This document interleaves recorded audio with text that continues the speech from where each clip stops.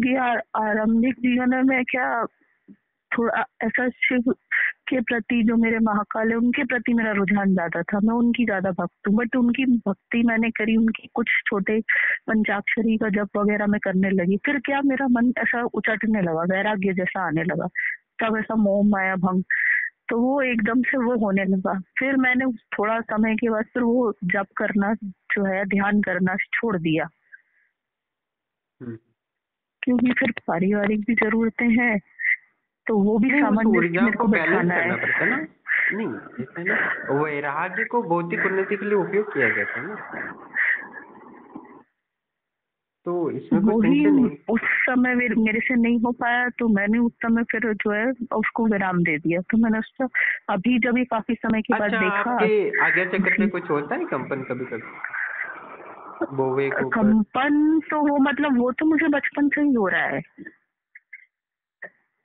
बचपन से हो रहा है आपको? हाँ, बचपन से खिंचाव और कंपन होती थी। जब मैं छोटी थी तब भी मतलब मुझे ऐसे सपनों आ जाते थे, जैसे कि हाँ कुछ हाँ। समस्या परिवार में या किसी की मृत्यु होने वाली, तो ऐसा मतलब कुछ महीनों पहले, कुछ समय हो पहले ऐसा सकता है आभास हो आपका वो जाता था। पूर्व जन्म के कर्म के कारण आज्ञा चक्र आपका ओपन हो, तो आपको सपने तो भी वो आते होंगे ना विशाल। जी जी आते हैं, बट ये है कि अनुभूतियां ऐसे होती हैं कुछ कुछ समय के बाद, फिर वो अचानक बंद हो जाती है, फिर अचानक से जो है स्टार्ट हो जाती है आज्ञा चक्र में स्पंदन, और ये सपने आना, और ये कुछ ना कुछ जैसे दृश्य दिख जाना कि जो वापस घटित हो जाते हैं, लेकिन फिर वो अपने आप बंद भी हो जाता है।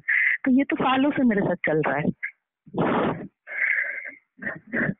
पर वो यही है कि स्थिति पूरी तरह बदल नहीं पाई है, कि जैसे कि अपन कहीं पहुंच गए या कुछ नहीं नहीं, प्राप्त कर आप में लिया, वो वो वही मैं सामर्थ्य है। जैसे। इसमें कोई संशय नहीं, मैंने दिख रहा है मुझे, तो उसमें कोई संशय नहीं है क्या आप में वो ऑलरेडी आपकी चेतना विकसित है, मतलब आप पूर्व जन्म के कर्मों के कारण। तो आपको बस एक क्या ना गाइडेंस की जरूरत है, आप निश्चित ही उस तत्व को और परम सत्य को जान सकते हो, आध्यात्मिक भौतिक दोनों लाभ ले सकते हो, मतलब कल पुरुष की सिद्धि भी कर सकते हो और आनंद अनुभूति समाधि भी प्राप्त कर सकते हो, जो मैं वीडियो में बोलता हूँ। तो जी आप हाँ, आश्रम मैं से आजीवन जुड़ अपनी जाइए, हो जाएगा आपके लिए। समाधि की भी बात करी, मतलब मैंने कई लोगों से ऐसे बात करी जो मेरे परिचित हैं, जो कई मतलब समाधि को प्राप्त हो चुके हैं और जो गृहस्थ जीवन भी जी रहे हैं। तो बट उनका कहना है कि मतलब बहुत मुश्किल है, आप तो कर ही नहीं सकते। तो वो भी एक मेरा प्रश्न था कि ऐसा कुछ क्या नहीं है, मतलब। कर नहीं सकते, बहुत सारे हैं। हमारे आश्रम से जुड़ के साधकों ने बहुत कुछ किया है। अभी गुरु कर सकता है तो शिष्य भी कर सकते हैं। अभी जी वो जी कराने का सामर्थ्य नहीं है, वो गुप्त सूत्र जानते नहीं, वो उतनी ऊर्जा नहीं देना चाहते, तो इसलिए वो बोलते हैं अभी उनकी जैसी विचारधारा है तो हम उससे क्या करें। हाँ, पर मेरे आश्रम से जुड़ के बहुत सारे साधकों ने अनुभव डाले, आप देख सकते हो, इसमें वही कुछ मैं अभी संशय कुछ दिनों से वही देख रही थी, फिर तभी मैंने आपको मैसेज किया कि मैं इससे पहले गुरुजी से बात कर लूं। आप और आश्रम थोड़ा से जुड़ जाइए, आपको लाभ हो जी जाएगा, आप में सामर्थ्य है और आपके ग्रह अनुकूल साथ है, बस आपको एक दिशा देनी है, आपके पास तो ऑलरेडी ऊर्जा है। जी गुरुजी, मुझे हाँ, दीक्षा तो और लेने वन के लिए टाइम क्या शुल्क करना होता है बस पड़ेगा? 51 रुपये, वन जी टाइम शुल्क होता है बस 51 रुपये आजीवन जी, जुड़ने का। उसके बाद आपको एक आजीवन रुपये के भी लिए। देने की, हाँ, 1 रुपये भी देने की जरूरत नहीं, बस हर हफ्ते और आपको फिर कॉल करना है और हमारे आश्रम की शक्तियाँ भी आपको सहायता करेंगी और मेरा मार्गदर्शन भी आपको मिलता रहेगा, तो मैं आपको बताता रहूंगा आपकी ऊर्जा यहाँ तक आई है। वैसे तो तो आपकी ऊर्जा तो बहुत अच्छी है। गुरुजी, आप भी शाक्त परंपरा से ही हैं? हाँ, परंपरा ही है, हमारा जूना अखाड़ा का शिव संप्रदाय। जो ना जी, ठीक है गुरुजी, मैं फिर विचार करके मैं आपको मैसेज करती हूँ। हाँ हाँ, आप जुड़ जाइए, आपको लाभ हो जाएगा, ठीक क्योंकि आपको ऑलरेडी आप है, में योग्यता है, इसमें कोई समस्या नहीं। क्योंकि अभी मैं तो इच्छा तो मेरी अभी की अभी है जुड़ने की, बट ये है कि धन वाली स्थिति अभी जो है मुझे जुड़ने नहीं दे रही है, तो मैं जैसे ही नहीं नहीं, व्यवस्था हो आपको जाती है तो मैं देखो ये आपसे जुड़ जाऊंगी। हमारे आश्रम से जो भी जुड़ा है, जिसने उसने दिया है उससे कई गुना उसने लिया है, इसमें कोई जी, समस्या मैंने तो वो अनुभव सुने, और मेरे को तो नहीं। हाँ, यकीन इसमें नहीं कोई हुआ कि संशय नहीं है मतलब कि इतनी भी सत्यता देखो आज के कितनी जमाने में मौजूद है। लोगों को मेरे से जुड़ते हैं ना, उससे कई तो ज्यादा वो सिर्फ हॉस्पिटल का खर्चा बचा लेते हैं। उसी के 100 गुना 10 गुना। तो बाकी जो लाभ होता है वो तो अलग ही बात है। मैं तो वन टाइम लेता हूँ, उसके बाद 1 रुपया कभी नहीं मांगा। जो 3 साल से जुड़े, उन्होंने उस समय जुड़े थे, उसके बाद 1 रुपया भी नहीं दिया, पर मैं आज भी उनसे उसी तरह बात करता हूँ, इसमें कोई फर्क नहीं। तो बस एक बार गुरुदेव आपको समर्पण के लिए वो देना है जी, गुरु को। इसके साथ क्या मुझे मतलब गुरु मंत्र भी मिलेगा या प्रॉपर अलग अलग दीक्षाएं या अलग अलग साधनाएं? गुरु मंत्र तो वो तो शिव संप्रदाय का तो मिलता ही है इसमें से। जी और सब कुछ फ्री है, वैसा कुछ नहीं, बस वन टाइम जरूरत है। बस नाम मात्र लेना पड़ता है, क्योंकि जो वास्तविक करना चाहते हैं उनके लिए, और आश्रम जी। की व्यवस्था बनी रही है। और मैं और सबसे ज्यादा कम लेते, बहुत ज्यादा लोगों को लाभ होता है, पर हम कम लेते हैं। और स्थान मतलब अपना जो आश्रम है आपका, ये कहाँ पड़ता है? गुजरात। गुजरात। जी ठीक है, ऑल द बेस्ट। आप बिल्कुल। जुड़ जाते हैं तो आपको लाभ हो जाएगा, इसमें कुछ नहीं। आध्यात्मिक रूप और आप वीडियो देखते एक मेरा प्रश्न भी ये भी था कि मतलब मैंने सुना था जो त्रिकाल सिद्धि होती है वो अलग होती है, और वो जो लोगों को जो कर्ण मातंगी माँ के द्वारा जो सुनाई देता है, जो भी निर्देश मिलते हैं, तो वो तो कानों के माध्यम से मिलते हैं, लेकिन दृश्य लोग नहीं देख पाते हैं। पर मैंने कई साधकों से सुना कि वो दोनों मतलब उनको जो है मार्गदर्शन माँ से मिल रहा है। तो ये संभव है गुरु जी? देखो, देवी हैं, जो चाहे मांगते हैं, जो प्रसन्न हो जाते हैं, तो जो चाहिए वो दे देती है। आपको जो चाहिए वो मिलता है देवी से। जी इसमें कुछ नहीं, देवी है वो पूरी दुनिया को संभालती है, तो उसके लिए सिद्धियां देना बड़ी बात है। और देखिए, जी, आपका समय देने के लिए धन्यवाद गुरु। मैंने बहुत सारे साधक ऐसे देखे जिनके पूर्व जन्म में की सिद्धियाँ थी, और वो इस जन्म में वो ज्ञात उनको नहीं था, क्योंकि उनके गुरु ने वो जागृत नहीं की थी और दिशा भी नहीं दिया था, जिससे कि उनको पूर्ण लाभ हो जाए। देखो, वैराग्य होता है ना, वैराग्य को भी भौतिक जीवन के लिए उपयोग करते हैं तो बहुत ही सुगम और सरल और सफलता की प्राप्ति होती है। वैराग्य बहुत ही महत्वपूर्ण चीज़ है, कल भी मैंने विस्तार से बताने की कोशिश की थी। और वैराग्य से भौतिक जीवन और आध्यात्मिक जीवन दोनों के लिए उपयोगी है, इसमें संशय नहीं। हमें आध्यात्मिक ऊर्जा को भौतिक के लिए उपयोग करना है और भौतिक ऊर्जा को आध्यात्मिक उन्नति के लिए उपयोग करना होता है। ये सीधी सरल सी लॉजिकली बात है। रही हमारे पूर्व जन्म को शक्तियों को जागरूक करना है, तो तंत्र में ऐसा विधान होता है कि राहु और केतु की जब युति होती है ना, उस समय अनुष्ठान किया जाता है अपनी पूर्व जन्मों की शक्तियों को जागृत करने के लिए। तो पूर्व जन्म की शक्तियाँ जागृत राहु केतु के युति में होता है उस समय। और हो सके तो आप पूर्णिमा अमावस्या के दिन भी कर सकते हैं, इसमें कोई संशय नहीं है। पर हमारे जो पूर्व जन्म की शक्तियाँ होती है वो जागृत करनी पड़ती है, क्योंकि स्वयं होता नहीं, ऊर्जाओं को दिशा देना जरूरी होता है। सुप्त अवस्था में पड़ी होती है तो निश्चित उसको जागृत करना पड़ता है। गुरु को जब पता चलता है कि इसमें पूर्व जन्म की सिद्धियाँ है, जागृत है, पिछले जीवन में गुरु ने उसको विशेष साधना कराई थी जिससे कि ऊर्जा जागृत हुई, तो उस ऊर्जा को वो दिशा देता है और भौतिक और आध्यात्मिक जीवन के लिए उपयोग के लिए मार्गदर्शन करता है। पर बहुत सारे लोग ऐसे होते हैं कि जैसे साधिका ने वीडियो में बताया कि ये तो बहुत कठिन बात है, ऐसा कुछ नहीं था। साधिका का आज्ञा चक्र ऑलरेडी जागरूक था। जब उन्होंने कॉल किया तो मैंने देखा तो उनका आज्ञा चक्र तो खुला हुआ है, बस उनको पता नहीं है। और बाकी लक्षण पूछे तो वो भी सही नहीं बताए उन्होंने। तो कहने का तात्पर्य है कि बहुत सारे गुरुओं के पास गए पर उनको ही कुछ पता नहीं है। और वो समाधि मतलब क्या है, समाधि प्राप्त नहीं कर सकते मतलब क्या, ये जन्म क्या अगले जन्म में तो प्राप्त करना पड़ेगा। अगले जन्म क्या 10,000 करोड़ जन्मों के बाद भी समाधि प्राप्त करनी हो तो करना ही पड़ेगा ना, वो तो जीवन का हिस्सा है, वो तो आत्मा के लिए अमृत है, आत्मा का भोजन है। ऐसा थोड़ी नहीं कि आज नहीं खाएंगे परसों खाएंगे नहीं 1,000 साल बाद खाएंगे, ऐसा तो नहीं हो सकता ना। भोजन यानी ऊर्जा शरीर की आवश्यकता होती है, वैसे समाधि आत्मा की आवश्यकता है, ऊर्जा है। तो इसको टाला नहीं जाता कि तुम प्राप्त नहीं कर सकते, वो प्राप्त, जो लंगड़ा लूला है मंदबुद्धि वो भी समाधि को प्राप्त कर सकता है। मैंने तो एक साधिका थी, बहुत साल पहले की बात है, तो वो एकदम पागल थी, वो अपने माँ बाप वगैरह को गालियाँ देती थी, सबको मार पीटती थी, बहुत कुछ हो जाता था, आस पड़ोस में दंगा ये करती थी। तो मैंने जब उनको समाधि की दीक्षा दी तो वो 6-6 घंटा जप और ध्यान करने लगी थी। उसके बाद उसने सब उसकी जो मंदबुद्धि की आदत थे वो सब ठीक हो गए, और देवी कृपा से तो वो 4-5-6 घंटा बैठती थी समाधि में। तो पागल लोग भी समाधि लगा सकते हैं। तो और आश्चर्य की बात ये थी कि बाकी लोग जो समाधि नहीं लगा सकते थे वो सबसे ज़्यादा समाधि लगाते थे। मुझे तो एक बार लग रहा था मेरे से ज़्यादा इसकी ऊर्जा ना हो जाए।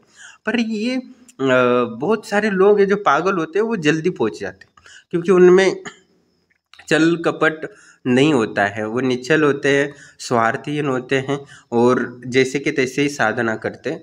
तो पहले तो लगा कि लोगों को कि ये कैसे साधना कर सकते, जप कर सकते, पर उन्होंने किया और बहुत प्रचंड ऊर्जा का निर्माण किया था, और अपने जीवन को भी बाद में वो कार भी चलाने लगी थी।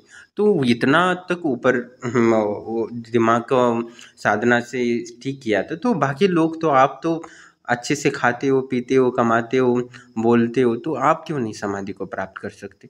समाधि सर्व के लिए उपलब्ध है। गौतम बुद्ध ने तो हिंदू धर्म को इसीलिए छोड़ा था कि वो सबको समाधि की उपलब्धि दे सके। उनको कोई हिंदू धर्म से विरोध नहीं था, और वो हिंदू धर्म के माध्यम से ही तो ज्ञान की प्राप्ति की थी, और हिंदू देवी देवताओं के देवताओं से वो बातचीत भी करते थे। तो इसमें कोई संशय नहीं। वो उन्होंने हिंदू धर्म से अलग इसलिए बनाया कि वो सबको लाभ दे सके, एक स्त्री को भी दे सके। कितनी सारी स्त्रियों को उन्होंने त्रिकालदर्शी बनाया, अष्ट सिद्धियाँ दी थी। पजगंधा नाम की एक महिला थी जो गरीब थी, भीख मांग के खाती थी, उसको अष्ट सिद्धियाँ दी। आज भी वो हिमालय में घूमती हैं, तिब्बत में घूमती हैं, ऐसे कहा जाता है। और दूसरे बहुत सारे ऐसी त्रिकालदर्शी साधिकाएँ गौतम बुद्ध ने बनाई थी, उनकी ऊर्जाओं को जागृत की थी। आपने कहानियाँ सुनी होंगी गौतम बुद्ध की। तो उन्होंने साधनाओं के माध्यम से बहुत सारे लोगों को जीवन बदला है, गरीब से लेके अमीर से लेके भिखारियों तक के जीवन बदले हैं।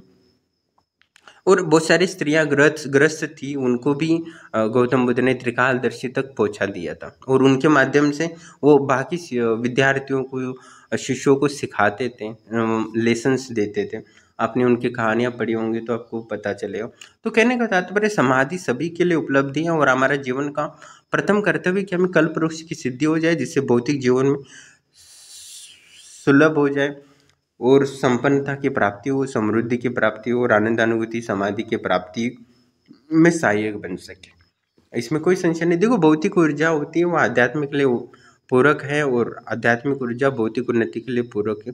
दोनों ही आवश्यकता है, मन और बुद्धि और आत्मा दोनों की आवश्यकता है। बिना मन के जीवन जी ही नहीं सकता। जिसके पास मन नहीं है वो जी नहीं सकता, वो आत्महत्या करके मर लेगा। यार मैं 40 साल बाद मरने वाला तो आज ही मर जाता हूँ। कामना ही है, काम वासना ही होती है जो व्यक्ति को जीता है। मैं एक व्यक्ति पर प्रयोग कर रहा था, मैंने सोचा कि ये काम वासना साधना में बहुत बाधा बनता है, उसकी काम वासना ही कोई नष्ट कर देते हैं। तो मैंने उसके नष्ट किया तो उसको सारी कामनाएं नष्ट हो गई, और उसको लगा कि यार जी के कोई फायदा ही नहीं है, वैसे ही मरना है, और भले परलोक जाके भी क्या करना है, वही फिर से वापस आना पड़ता है। तो वो उसकी इच्छा होने लगी कि वो मर जाए, तो वो मारण मंत्र खुद के लिए मांगने लगा। जब ये कामनाएं होती है वो दूसरों को मारना चाहता है, जब कामना नष्ट हो जाए तो वो खुद को ही नष्ट करना चाहता है। मैंने बोला तुम्हें मरना नहीं है, तुम्हें शून्यता की प्राप्ति करनी है, तुम्हें समाधि की आवश्यकता है, तुम्हें समाधि में लीन होना है। तो मैंने उसकी नकारात्मक ऊर्जा को सकारात्मक में डाल दिया, और उसको शून्यता की उपलब्धि और वो दिव्य समाधि का अनुभव किया। तो कहने का तात्पर्य ये है कि हर चीज़ का बहुत सारे लोग पता नहीं कॉल करते, बोलते मुझे वैराग्य हुआ है, मेरे भौतिक जीवन में रस नहीं आ रहा। अरे भौतिक वैराग्य हुआ है तो भौतिक जीवन में और उन्नति होती है। बहुत सारे लोग डिस्ट्रैक्ट हुए होते हैं कामनाओं के कारण, इसलिए भौतिक उन्नति नहीं करते। वैराग्य हुआ तो और उन्नति होने की संभावनाएं बढ़ती है, और ज़्यादा धन कमाओ, और ज़्यादा अपने कुल का उद्धार करो। जितना ज़्यादा धन कमाओगे उतना ईमानदारी से उतना ही कुल का उद्धार होता है, और अगला जन्म अच्छा होता है। एक अच्छे परिवार में जन्म मिलता है, एक अच्छे तांत्रिक या योगी की जन्म मिलता है। जितना ज़्यादा संपत्ति बढ़ा सको, जितना ज़्यादा धन कमा सको, उतना संपत्ति बनानी चाहिए और दान कर देनी चाहिए गरीबों को, जिससे पुण्य बढ़े, और हमारे अगले जन्म में एक अच्छे तांत्रिक या योगी की या जन्म ले सके। कृष्ण ने भी भगवद गीता में यही बोला है कि जिनका जन्म अच्छे तंत्र योगी मतलब तंत्र और योग के ज्ञाता के यहाँ जन्म हुआ है तो निश्चित ही उसका जीवन बहुत ही लाजवाब होता है, इसमें कोई संशय नहीं। मैं भी कभी कभी एक पहले 5 साल पहले मैं सोचता था क्या मेरे पिताजी मेरे जैसे होते तो कितना अच्छा होता, मैं बचपन से ही तंत्र योग सीख लेता। मैं हर बार अभी भी सोचता हूँ कि मेरे पिताजी मेरे जैसे होते ज्ञानी तो मैं बचपन से ही 3 साल से 4 साल से सब सीख लेता, हिमालय जाना नहीं पड़ता और इतने कष्ट झेलने नहीं पड़ते। ऐसा हर अभी भी सोचता हूँ कि अगला जन्म फिर हो तो मेरे जैसे ही मेरे पिताजी हो, मैं इसके लिए विशेष साधना करूँ। पिछले जन्म में गलती की थी, ऐसी साधना नहीं की मैंने जिससे कि मेरे जैसे ही मेरे पिता होते। पर वो ये है कि बहुत अच्छा लगता है वो, जैसे हमारे पिताजी तंत्र योगी जैसे एकदम ताकतवर रहते तो एक अलग ही जीवन का उद्धार हो जाता, सही गलत और जीवन को समझने की एक क्षमता आ जाती। पर इसलिए मैंने वो कहानी लिखी है वैसे तो, क्योंकि हर व्यक्ति को तो तंत्र योगी जैसा पिता नहीं मिल सकता ना, मुझे भी नहीं मिला।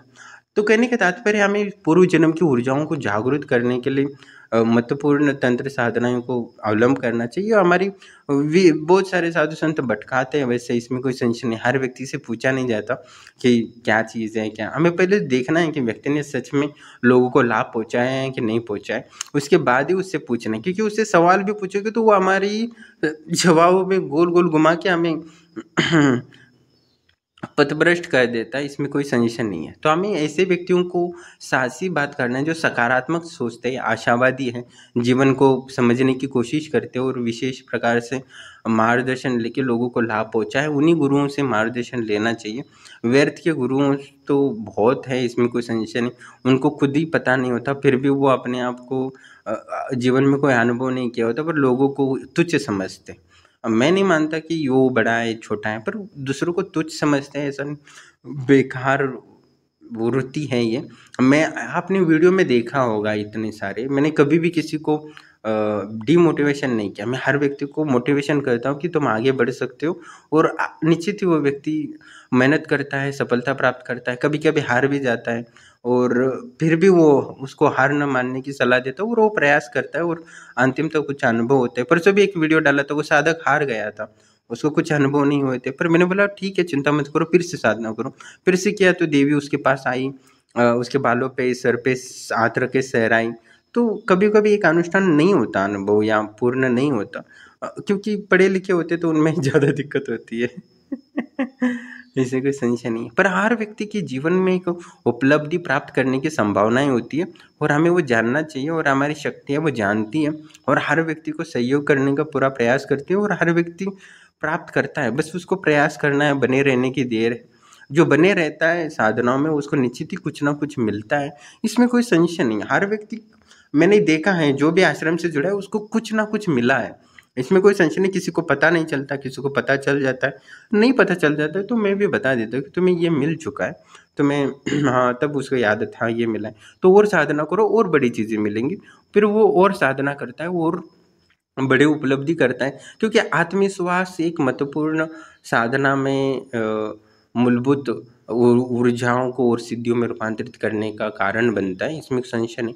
इसलिए मैं हर व्यक्ति का आत्मविश्वास बढ़ाता हूँ और निश्चित ही वो दिव्य उपलब्धि करता है और समाज और अपने परिवार के लिए एक सक्षम पुरुष बनता है, प्रयास करता है और बन भी जाता है। और एक राष्ट्र के निर्माण के लिए भी एक अच्छे लोगों की ज़रूरत होती है, ईमानदार लोगों की ज़रूरत होती है, एक कुशल लोगों की ज़रूरत होती है। और हमारा आश्रम का उद्देश्य यही है कि भारत में कुशल, ईमानदार और एक दृढ़ और संघर्ष करने वाले लोगों की बनाया जाए जो समाज और ब्रह्मांड की ऊर्जाओं को नियंत्रित कर सके और सभी को दुखों से मुक्त होकर आनंद और सुख की प्राप्ति हो सके।